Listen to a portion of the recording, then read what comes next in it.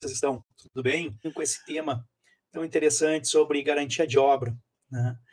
E temos muitas coisas bacanas aqui para dizer para vocês hoje. Eu estou revisitando um tema que de tempos em tempos eu venho trazendo, porque, por incrível que pareça, ele não se extingue, né?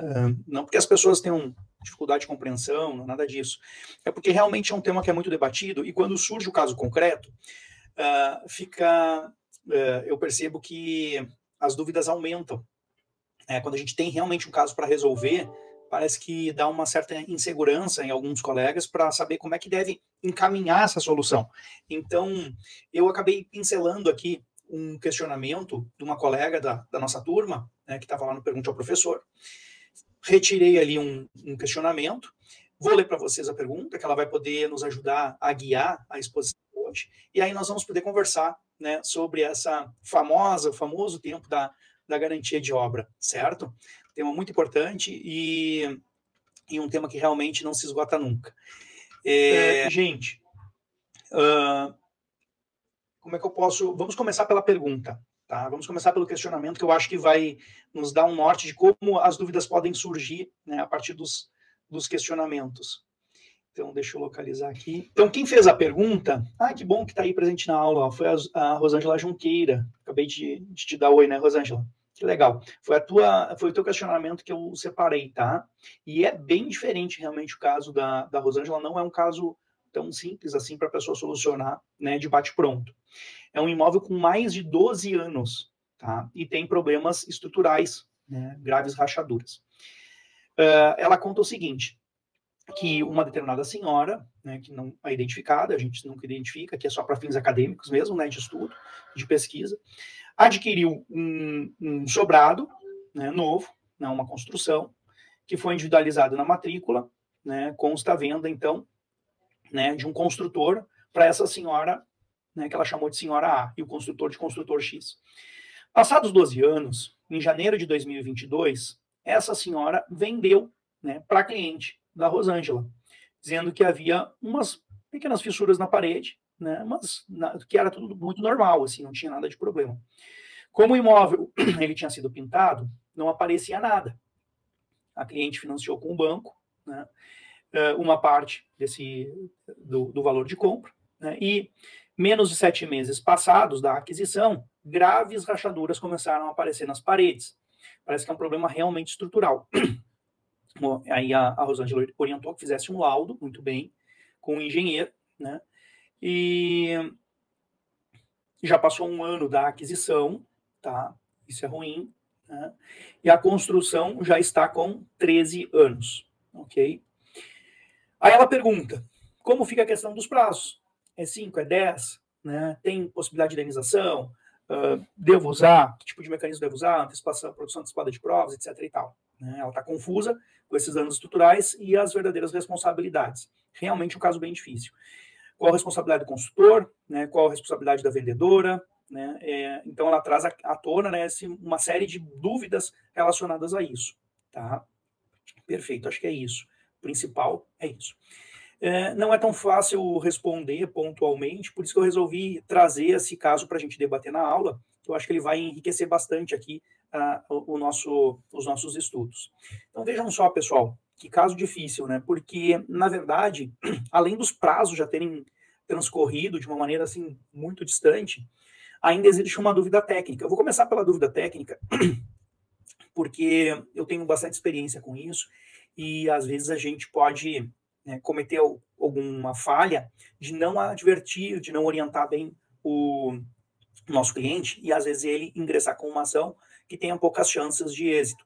E eu não gosto de fazer isso, até porque eu não gosto de perder meu tempo também, né, de perseguir uma ação judicial aí, que dura anos, né, às vezes atrás de um mau direito, um direito que não é relevante. Então, você acha que fez muito bem a Rosângela ao sugerir, né, que se faça, em primeiro lugar, né, um laudo técnico. Pessoal, muitas vezes eu já vi o aparecimento de fissuras, rachaduras em paredes, e que, de fato, não eram problemas estruturais graves, tá? Para vocês terem uma ideia, um caso que eu acompanhei, até que entrou para o rol do anedotário do escritório, né? Certa vez, nós representávamos uma incorporadora né? Eu estava do lado da incorporadora, não da adquirente. E essa incorporadora estava preparando o terreno, o solo, para receber, né, a estrutura, né, a base, né, da construção. Eles se depararam com rochas. E aí, quando isso acontece, você contrata uma empresa, né, que faz as explosões, né, para poder tirar aquelas rochas. Então, parece uma coisa meio assim, até bruta e parece uma coisa meio medieval, né, mas é assim que funciona mesmo, tá explodindo. E uma dessas explosões, parece que o engenheiro respondeu, e claro, uma empresa com todas as licenças obtidas desde da polícia, né, Polícia Civil, até, né, obtida ou fornecida pelo Exército, né, também licença militar. É super controlado nessa questão de explosivos no país. Então tem muitas licenças, é muito estudado, muito controlado e cuidado esse tipo de procedimento. Né, não é feito assim por um amador. Tá? E aí uma das explosões, ela foi muito intensa. E o prédio do lado, né, sentiu com muita força isso, a ponto das pessoas acharem que tinha acontecido algo muito grave. Né? Contam as pessoas que sacudiu o prédio, né? O prédio sacudiu. E o anedotário vem por conta de que existiam vários escritórios de advocacia, né? Um deles tinha um senhor lendo jornal, e aí aquelas cenas de filme, né? Sai ele com as calças para baixo, correndo com o jornal na mão, achando que o prédio estava caindo, alguma coisa do tipo. Né? Então, preciso dizer que em menos de 4 horas estava a obra, né, a obra dessa empresa que nós representávamos, interditada. Então, a questão, rapidamente, né, algum dos escritórios ali, né, assustadíssimos com a situação, pegou e interditou a obra. E como, né, quando os engenheiros me informaram, disseram, Rafael, realmente foi realmente um estrondo alto, mas dentro do previsto, nada aconteceu, e eles tinham um laudo do prédio do lado, porque empresas profissionais fazem isso, elas laudam o entorno também, né, para se prevenir justamente de depois dizerem, tu estragou com a tua obra o meu prédio, a minha casa, né, para se prevenir disso, a gente orienta que faça também, né, os laudos do entorno. Então eles tinham o laudo do prédio do entorno, e rapidamente foram ali, visitaram o prédio e viram que estava tudo igual. E alguém acusava, né, olha ali a fissura, tinha uma fissura e tal. E aí eles tinham como provar que essa fissura já existia, né, que fazia parte já, né, do contexto do prédio, e não era um problema estrutural. Né, e não era problema estrutural, como assustadamente todos imediatamente, que nunca tinham percebido aquela fissura, né, acabaram acusando. E aí, também, em 24 horas, né, a gente com todas as licenças, com todo esse cuidado e os engenheiros visitando, né, também conseguimos levantar a construção e não teve problema nem para o vizinho, nem para a construtora, né, maiores problemas. Então, o que eu quero dizer com isso, pessoal? Ali ficou para mim uma lição bem forte, assim, de que nós não sabemos o que significa uma fissura. Né? Para nós, a gente não tem uma noção. Né? Nós somos leigos nisso. Então, nós precisamos realmente de um apoio técnico, de um engenheiro, de um arquiteto que tenha conhecimento, que possa nos dizer, né, que tipo de fissuras decorrem até da má qualidade, às vezes, de um reboco, né, e pode acontecer, né, numa casa antiga, né, que seja realmente um material de menor qualidade, ou se decorre realmente de um problema estrutural e que recomenda-se daí, né, que se faça um reforço ou dê um tratamento lá que a engenharia vai saber indicar. Tá? Primeira coisa que eu destaco é isso. Tendo certeza, passando por esse obstáculo técnico, tendo certeza, né, de que essas rachaduras são mais graves e recomendam um tratamento, né, não são meros problemas de reboco, etc. e tal, né, tendo essa certeza por meio de um laudo, não sou eu, Rafael, que vou dizer isso, é o engenheiro da confiança do meu cliente, ou às vezes que eu posso indicar também, se o cliente não conhece ninguém, né, ou posso ajudar a selecionar alguém, né, que seja da região, que seja bom para fazer esse tipo de trabalho. Uma vez tendo isso confirmado que tem um problema, bom, aí agora vamos enfrentar o problema trazido pela Rosângela. Pessoal, vamos agora pausar um pouquinho a história e eu vou trazer para vocês um dos melhores acórdãos que existem sobre o tema relacionado à garantia de obra. Tá? Eu já tive a oportunidade de trabalhar com vocês aqui uma vez, né, e acho que vale muito a pena a gente trabalhar de novo, que é um acórdão da ministra Nancy Andrighi, cujo número é, já digo para vocês, aqui, 1.721.000 694. Tá? 1.721.694. Falando bem pausado, porque o pessoal que assiste gravado já me disse que mesmo quando eu boto aqui no chat o número, no gravado eles não conseguem ler, né? Então não adianta nada ter no chat a numeração. Então já estou sabendo disso. Olha que estranho. Tá aqui. Beleza. Bom, então, nesse acórdão aqui, né, ele nos traz algumas informações muito bacanas. Em primeiro lugar, da onde vem os famosos 5 anos? Né? Os famosos 5 anos, pessoal, eles vêm do artigo 618 do Código Civil.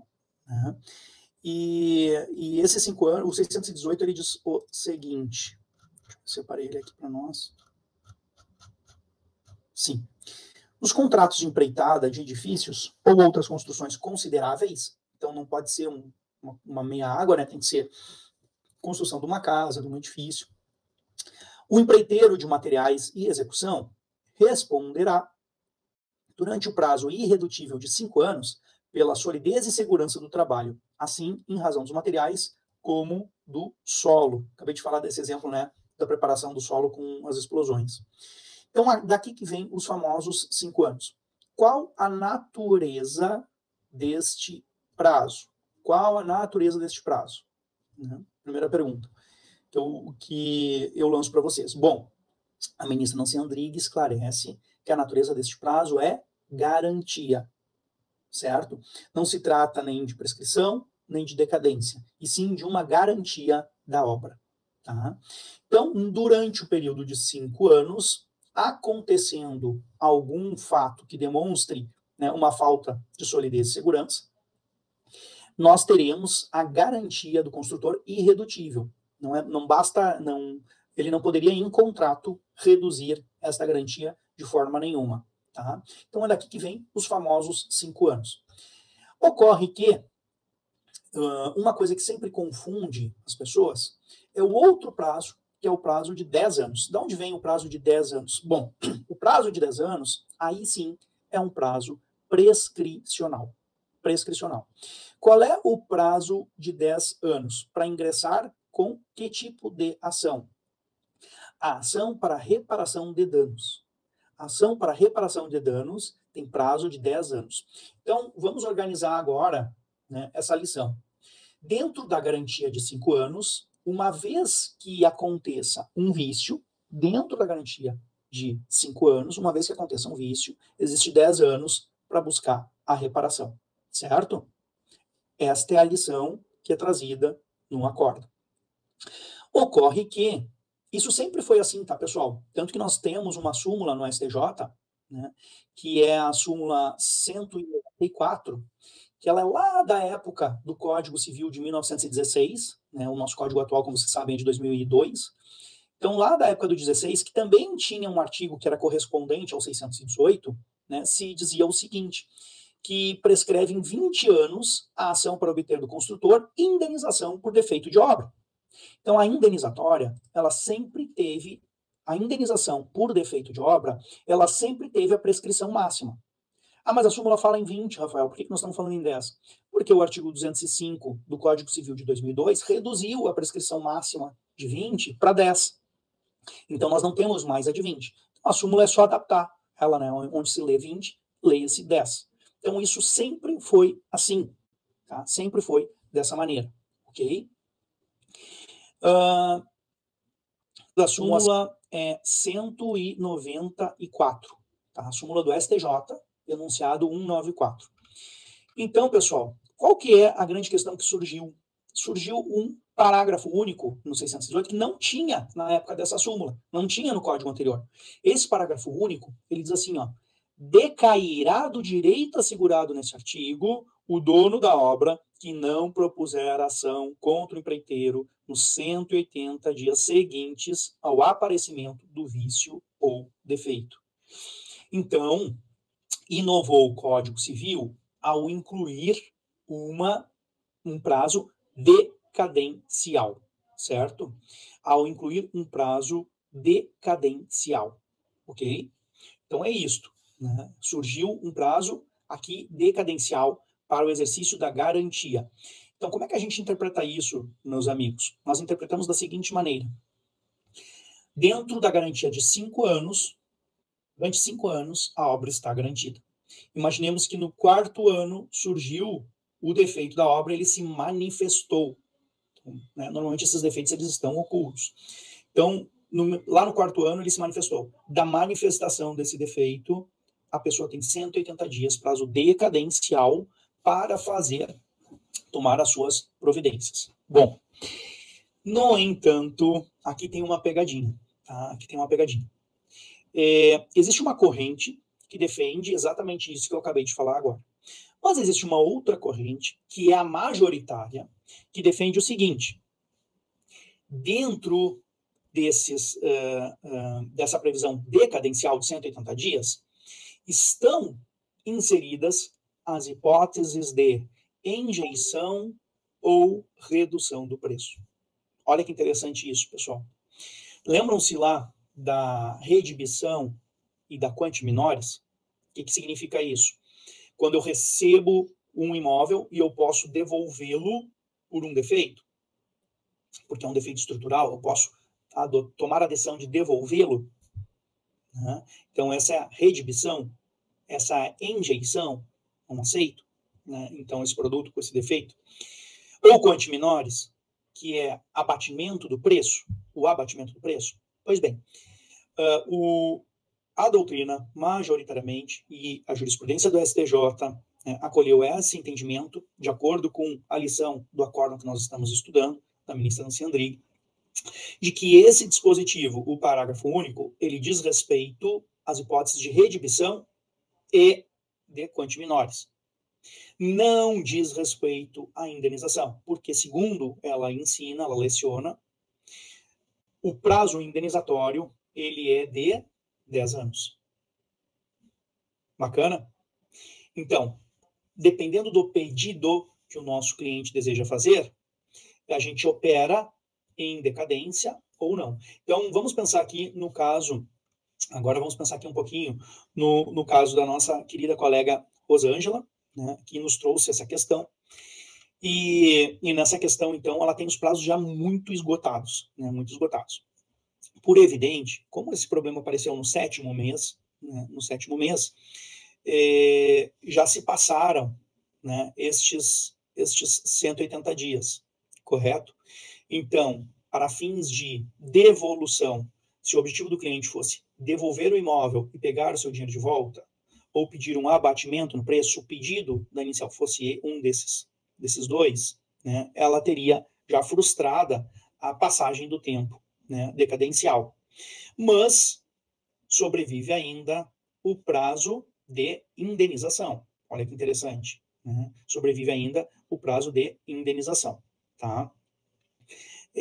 Feitos esses esclarecimentos, né, vamos adiante aqui na nossa exposição. Tá? O colega tinha falado de se poderia considerar o habite, né? Se poderia considerar o habite. O correto é a partir da entrega efetiva do imóvel, tá bom? O correto é a partir da entrega efetiva do imóvel, certo? Mas não duvido que alguém defenda, né, o habite, que em tese a pessoa só deveria receber o imóvel com o habite, né, que essa seria a lógica dele, estar licenciado para habitar, tá bom? Talvez decorra disso a questão, mas fica à vontade para complementar aí, colega. Então tá. Dito isso, pessoal, eu quero trazer para vocês um argumento extra, tá? Um argumento extra aqui, que está nesse acordo, que eu vou ler para vocês, que eu acho que está muito bem exposto. A ministra ainda faz a seguinte ressalva. E se for uma relação de consumo? Tá? E se for uma relação de consumo, tem diferença? Ela diz que tem. Ela diz que tem. Ela diz que se for relação de consumo, a gente deveria ser mais abrangente ainda na proteção do adquirente. Então, olha que interessante isso, colegas. E eu já vou voltar para o caso da Rosângela, porque eu ainda não estou satisfeito, tá? Então, e ela também provavelmente não. Então, a ministra diz o seguinte, ó, sobre o Código de Defesa do Consumidor. De outro turno, em relação aos vícios ocultos, o tratamento legal conferido pelo CDC mostra-se mais favorável ao consumidor. É que, consoante o parágrafo 3º do artigo 26, o prazo para o consumidor reclamar de vício oculto somente deflagra no momento em que ficar evidenciado o defeito, não dispondo o CDC acerca de nenhum interregno em que o vício haveria, necessariamente, de se manifestar, para que houvesse responsabilização do fornecedor.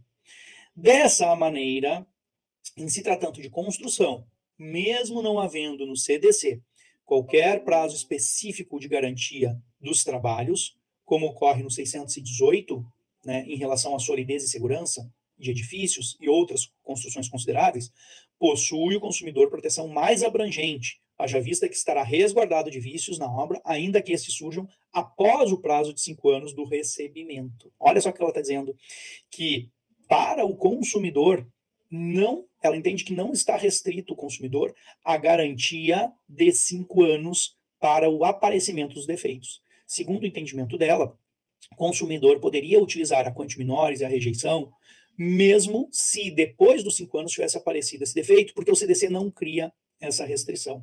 Tá?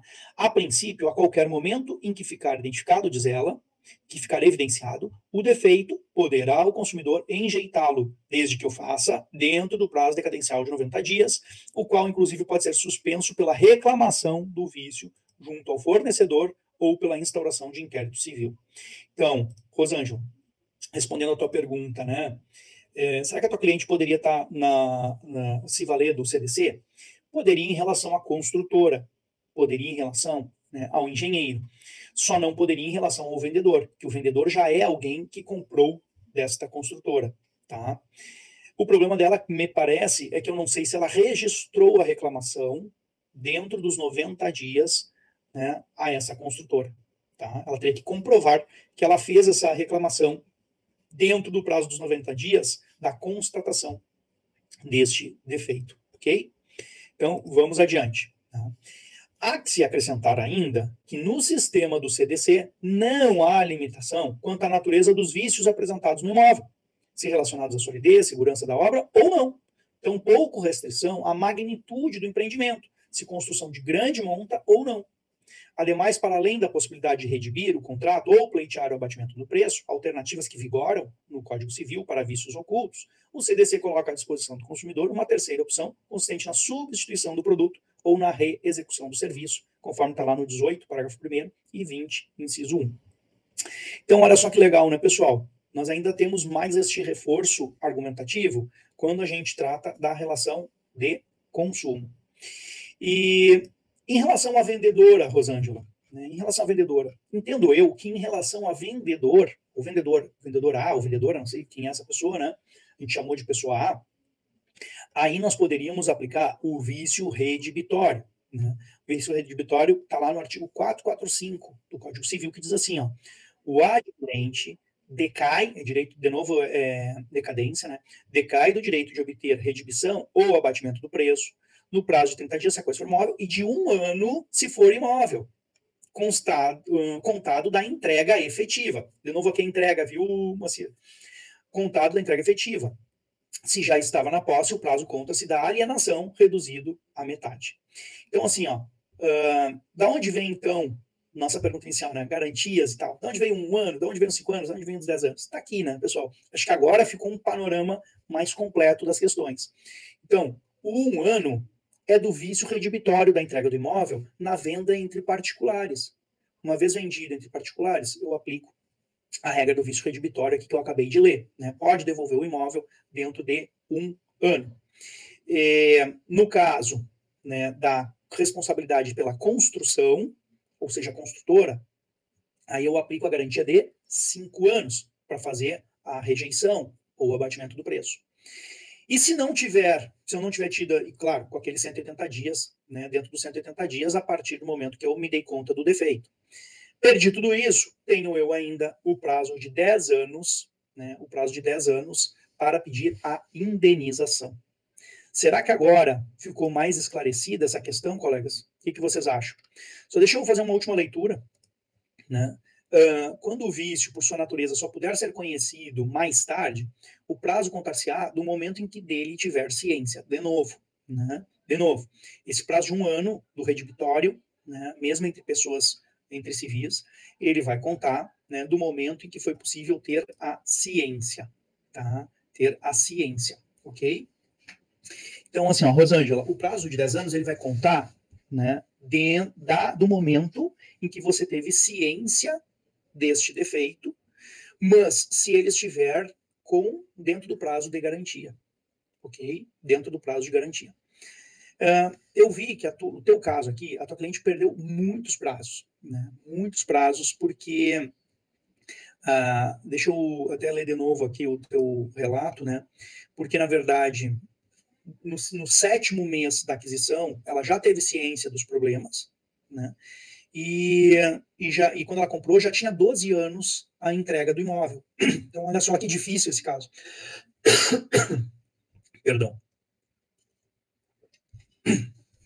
Então, ele já tinha 12 anos de entrega, caso difícil mesmo. Quando ela adquiriu, no 7º mês já deu problema, né? E ela não fez nada, né, pelo que tu está me contando, né? Ela não registrou nenhuma reclamação durante este período, correto? Não fez nenhuma reclamação. E ainda deixou passar desses 7 meses, passou 1 ano da aquisição, ou seja, no 7º mês ela ficou sabendo do problema, poderia ter tomado as providências, mas já passou 1 ano da aquisição, então ela ficou mais de 6 meses, né, sem fazer o registro nenhum, tá? O que eu faria se eu fosse você? Eu tentaria recuperar junto o comprador original, o adquirente original, que é esse vendedor, o vendedor A, todas as reclamações que ele fez para a construtora. Imaginemos que o vendedor A fez uma reclamação para a construtora, né, sei lá, 3, 4 anos atrás, né, e a construtora não deu cumprimento ao conserto. Bom, aí você pode aplicar desta data dessa reclamação os 10 anos para pedir a indenização. É assim que eu construiria a minha linha do tempo se eu fosse você. Tá? Eu procuraria ter, né, algum elemento de demonstração das reclamações. WhatsApp, e-mails reclamando também para o vendedor, usaria isso também, né, para esses casos, né, no caso aí mais recentes, ok? Eu acho que facilita bastante, tá? Facilita bastante. Quanto mais prova você tiver de comunicação, de reclamação, né, dessa circunstância, facilita bastante para você construir uma linha do tempo aplicando esse prazo aí prescricional. Mas não sou dono da verdade, aceito sugestões dos colegas que estão aqui para se ajudar, né? Nós estamos aqui para nos ajudarmos uns aos outros, certo? Tá. E, bom, na realidade, a data do aparecimento é uma data muito subjetiva, porque a construtora não tem como saber, né, que data que apareceu este problema. Então, a data que apareceu o problema, a base que nós temos que tomar é a comunicação da cliente para a construtora, né? Então, ela vai considerar o seguinte: eu sempre tomei muito cuidado ao fazer esse tipo de registro, de dizer no registro da cliente me procura, ela diz assim: Rafael tá com rachadura e tal. Aí vamos registrar. Aí a gente faz uma notificação, né, para registrar o problema. Eu anoto todo o problema e eu tomo cuidado de, no meu relato, dizer o seguinte: olha, a cliente, a adquirente, né, se deu conta dessas rachaduras. Por exemplo, se ela tivesse fazendo hoje, né, e ela tivesse me procurado semana passada, eu diria, no dia 30 de março. Né? Mas na verdade foi na segunda-feira anterior. Isso é irrelevante, entendeu? Eu tenho que criar um marco, né? E um marco eu sempre procuro trazer bem para perto do momento que ela me procurou, para que também eu tenha tempo hábil para desenvolver o meu trabalho, tá? Então é muito subjetivo isso, porque às vezes sabe o que acontece, pessoal? Tem pessoas que são muito atentas e tem pessoas que são muito desligadas. Então, como isso é um vício oculto e vai se manifestando com a passagem do tempo, às vezes, por exemplo, né, imagina uma comparação, por exemplo, de um homem e de uma mulher, né? Então, às vezes, né, pintaram lá o hall do edifício, o homem passa por ali, na mulher de noite diz para ele, ficou um lindo hall, né? E ele diz assim, que hall? Nem viu nada. Então, existem diferenças entre as pessoas, até de percepção, de detalhismo, né? Tem uns que são detalhistas também. E aí você percebe antes do que outra pessoa, uma rachadura, um determinado, quem trabalha muito, nunca está em casa, né? Vai se dar conta dessa rachadura tempo depois, não viu. Então, é no momento que ele se deu conta. E eu sempre procuro trazer o momento que ele se deu conta para o momento que ele foi me procurar, porque significa ali que incomodou. Até então nem chamava atenção, não incomodava, tá? Então, eu procuro fazer isso e aí eu crio, claro, um ambiente de transparência, de boa-fé, né? Porque daí eu crio uma linha do tempo que todo mundo vai poder se basear nisso, tanto o advogado da parte contrária, quanto, né, eu que estou defendendo essa pessoa, vou poder me basear nessa linha do tempo. Ó, é dali que a gente está tratando esse tema. Muito bem, chegamos então ao final do encontro de hoje. Registrem se vocês gostaram do tema, né? Anotem aí que eu quero saber, porque eu que escolho os temas, quero saber se eu estou acertando. Façam as sugestões de vocês. E eu gosto muito dessa ideia de buscar na pergunta dos colegas, né, a lógica do tema da aula. Para a próxima aula, um abração, até a semana que vem, quarta-feira.